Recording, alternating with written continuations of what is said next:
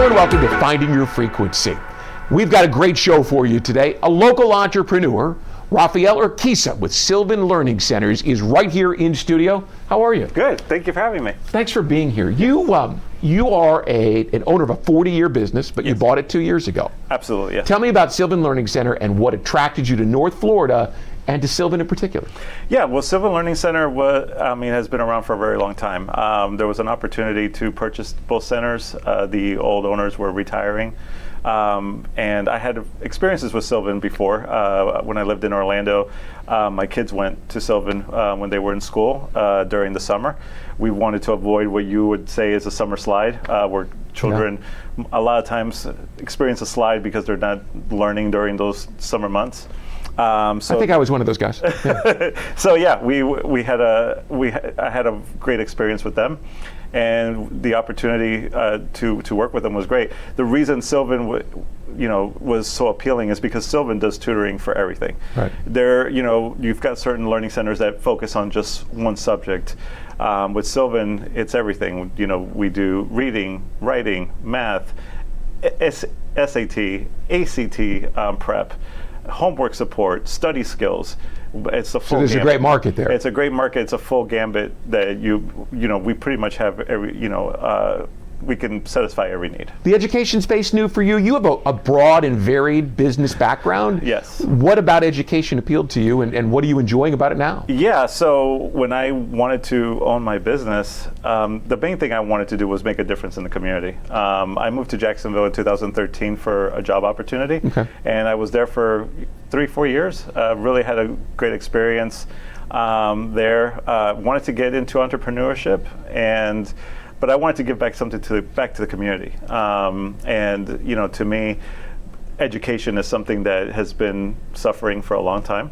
The pandemic made things worse for a lot of students. So getting an opportunity to give back to the community, being a positive influence in the community is what really drew me to the opportunity. Currently, you're in North Jacksonville and you're in Orange Park. How's business?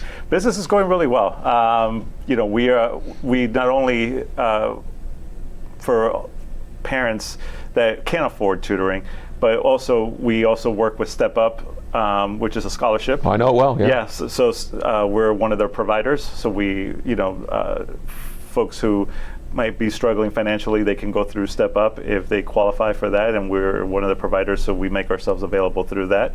And we're currently doing contract at a school, at a charter school at the moment as well. All right, we'll put your website in our show notes. Okay. Is that the best way for people to find you? Yes, absolutely. Right? The website so give it to us.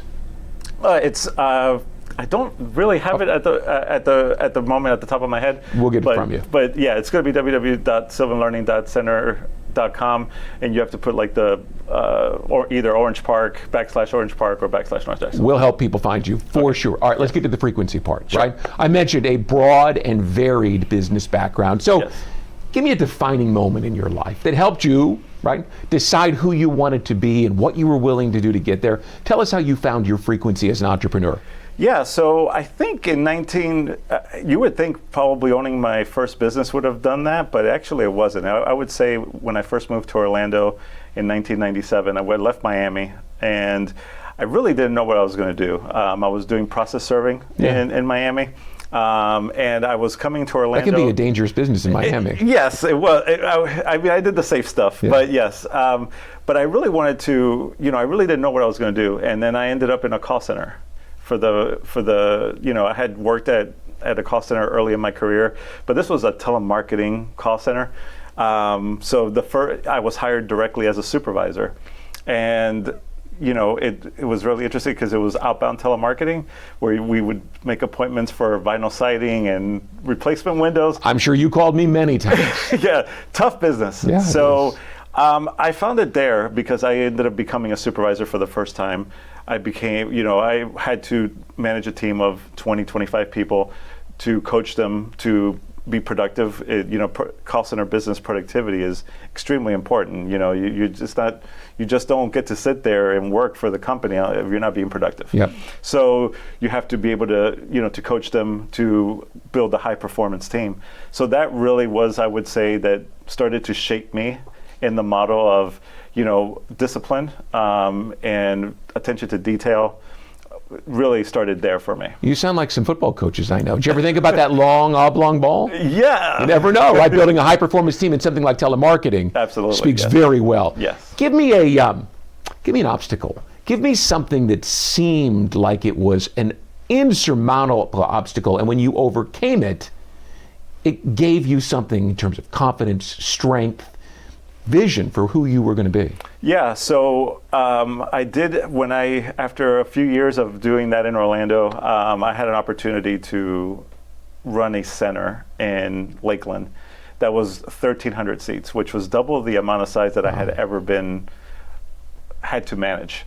And on top of all that, it was managing, I won't say the client, but they were very high maintenance clients. There were 2 clients in there, and it was 1,100 seats of that was one client, and 300 seats of that was the other client. Yeah. So it was a not 24 hours, but it was a 7 a.m. to 2 a.m. type thing. And it was a brand new facility. So we were dealing with construction, opening the location, having to meet with the Chamber of Commerce to try to get our name out there because we were trying to recruit so many people. And it did feel like it was a really tough situation. But after 6 months, we were able to fill up the center, manage high performance teams. I could no longer be the person to manage the team. I had to lead the leaders of those teams to get their teams to be high performance teams. So that was a very unique learning experience to go through that in such a big high level number. And resilience would be a key word there because you just had to keep on going. I keep on going. There were 7-day-a-week weeks, 12, 13-hour days.